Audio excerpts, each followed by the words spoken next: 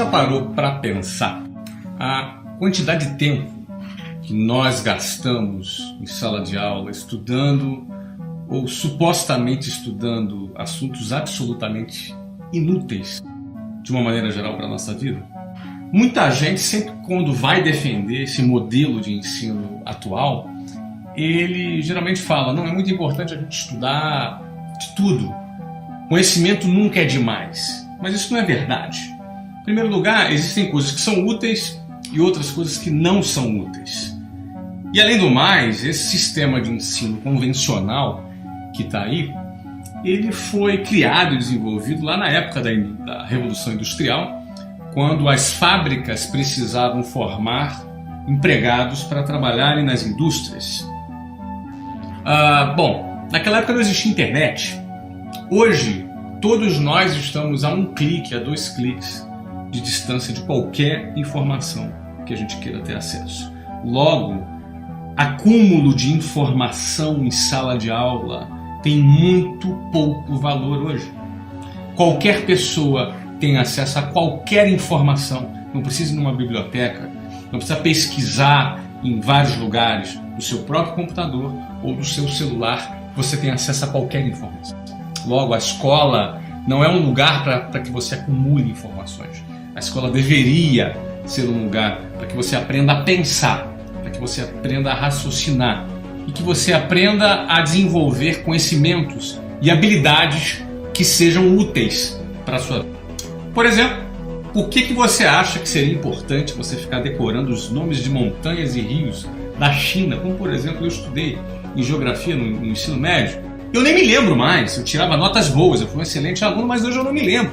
Grande parte daquilo que você estudou na escola, você vai se lembrar. Eu não me lembro da maioria das coisas, de muitas das coisas que eu estudei na escola, porque no fundo, grande parte do tempo a gente fica decorando, acumulando informações e decorando informações para a gente poder fazer prova.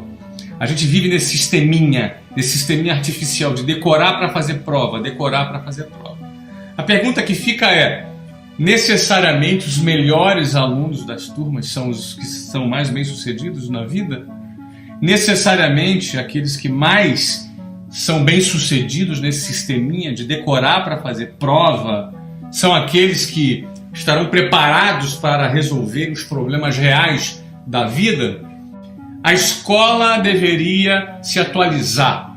A escola, além de matar a imaginação das pessoas, colocam elas dentro de uma caixa, treinam elas para pararem de pensar, para pararem de ter iniciativa e colocam as pessoas como meros consumidores passivos de informação. As pessoas sentam, um professor fala e todo mundo fica comendo e ruminando aquela informação que o professor passa para ele na sala de aula, e depois tem uma prova, que prova apenas que você soube treinar e decorar para fazer aquela prova. A maioria já esquece logo depois da prova.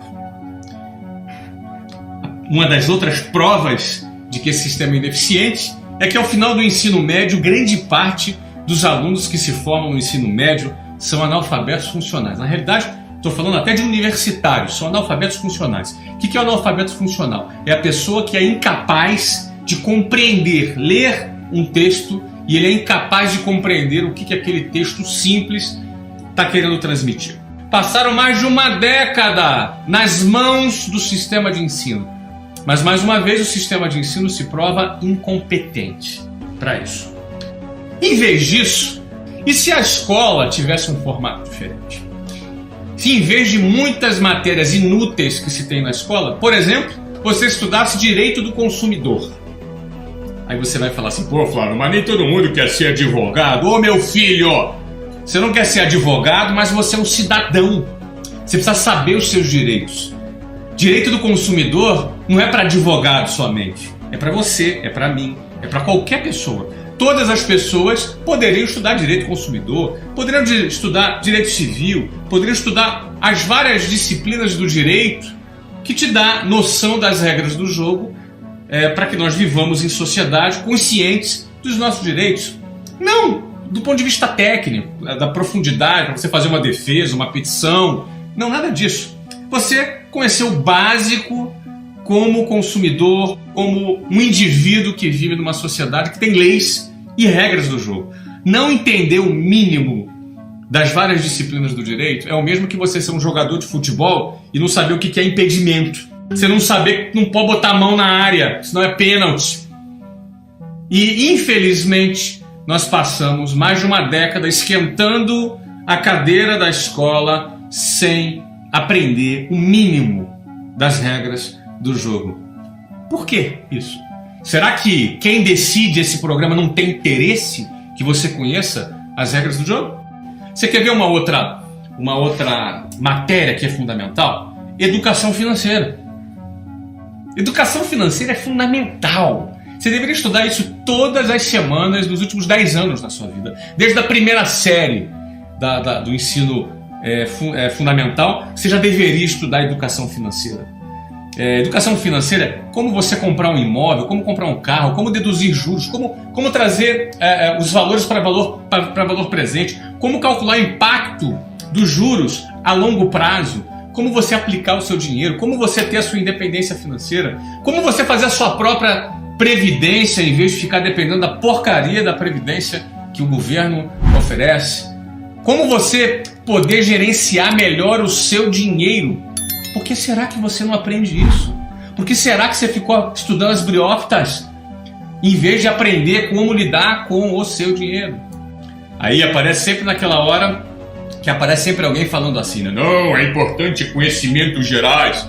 É legal, meu amigo. O Google tá aí pra gente saber de tudo. Agora, já que a gente vai estudar alguma coisa, já que nós vamos gastar o nosso tempo com alguma coisa na escola, que seja com alguma coisa útil. Por que estudar alguma coisa que não é útil sob o argumento dos conhecimentos gerais? Então estudemos os conhecimentos gerais, investiguemos os conhecimentos gerais, mas com temas que sejam úteis. Por exemplo, primeiros socorros. Um cara teve um AVC na rua, você sabe o que fazer? Teve um ataque cardíaco, você sabe o que fazer? Teve uma parada cardiorrespiratória, você sabe o que fazer? Você pode salvar uma vida. A tua vida pode ser salva por alguém do seu lado.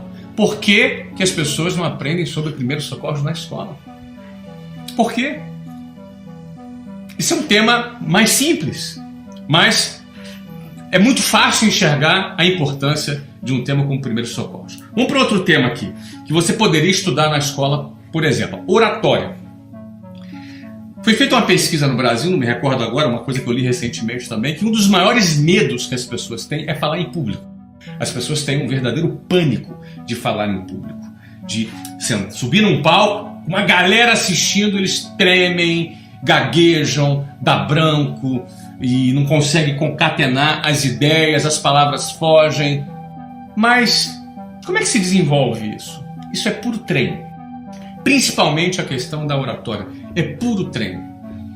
Mesmo para as pessoas que são pessoas tímidas, é puro treino. Existem técnicas, inclusive, para isso, que podem ser desenvolvidas. Você pode treinar e eu fico me perguntando, você fica com as nádegas na cadeira da escola por mais de uma década e por que não existe um treinamento focado no desenvolvimento da sua oratória? Oratória vai ser importantíssima para a sua vida em várias coisas. Você pode se destacar, você pode assumir cargos de liderança. Você, obviamente, numa dinâmica de grupo, você vai se destacar, você vai ser contratado muito mais facilmente. Você pode vender produtos, fazer apresentações de produtos. A oratória é uma ferramenta importantíssima na vida de qualquer profissional que deseja se destacar. E como você passa pela escola sem desenvolver, sem treinar a oratória, não faz sentido. Não faz sentido, porque não tem interesse. Alguém aí não tem interesse em te desenvolver e prefere manter você como um anônimo no meio da multidão? Será que esse é o passo? Bom, vamos passar para a próxima. Outro ponto interessantíssimo que poderia ser ensinado nas escolas desde o início não é inteligência emocional. A gente já percebeu que não basta ter QI, que é um coeficiente de inteligência, que é aquela inteligência acadêmica, a sua capacidade de memorizar, a sua capacidade de lembrar das coisas. Isso é bacana, isso é importante também, mas o seu coeficiente emocional também é fundamental, porque de nada adianta você memorizar bastante as coisas, não é? Mas você desistir na segunda dificuldade. Você ser consumido pela ansiedade. As suas emoções são os seus maiores amigos e o pior dos seus inimigos.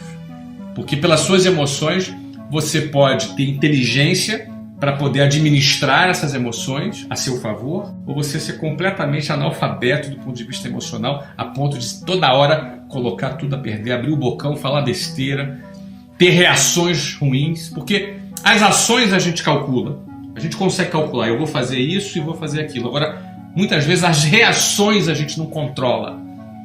Por quê? Porque é uma questão de falta de controle emocional. Isso poderia ser treinado, isso poderia ser ensinado nas escolas durante mais de uma década que você ficou lá estudando os gases nobres. Você ficou lá resolvendo problemas, simulações, às vezes absurdas. Eu lembro, problemas de física, com simulações absurdas. Eu sei que isso é importante. Mas não seria importante também a inteligência emocional? Fazer parte do seu currículo escolar? Esses são só alguns dos exemplos. Deixa eu dar mais outros aqui, eu estou lendo aqui, produtividade.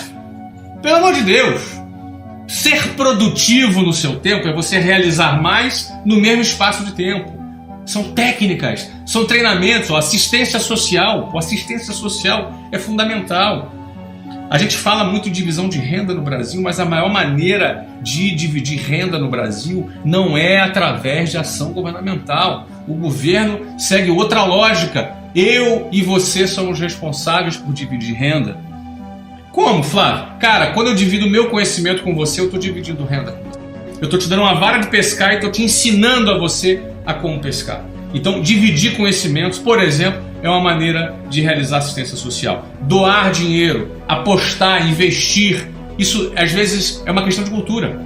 Eu deixo para você questionar: a quem interessa esse currículo escolar defasado, ultrapassado, com matérias absolutamente inúteis, muitas delas inúteis, outras delas com pouca importância, e deixando de lado temas tão importantes como esse que eu acabei de mencionar aqui agora? Eu poderia mencionar muitos outros temas, como programação, e por aí vai. Tem muitos assuntos que poderiam ser ocupados para que seu filho tenha uma educação decente. Por isso eu quero terminar esse vídeo deixando uma frase para você aqui: eduque o seu filho apesar da escola.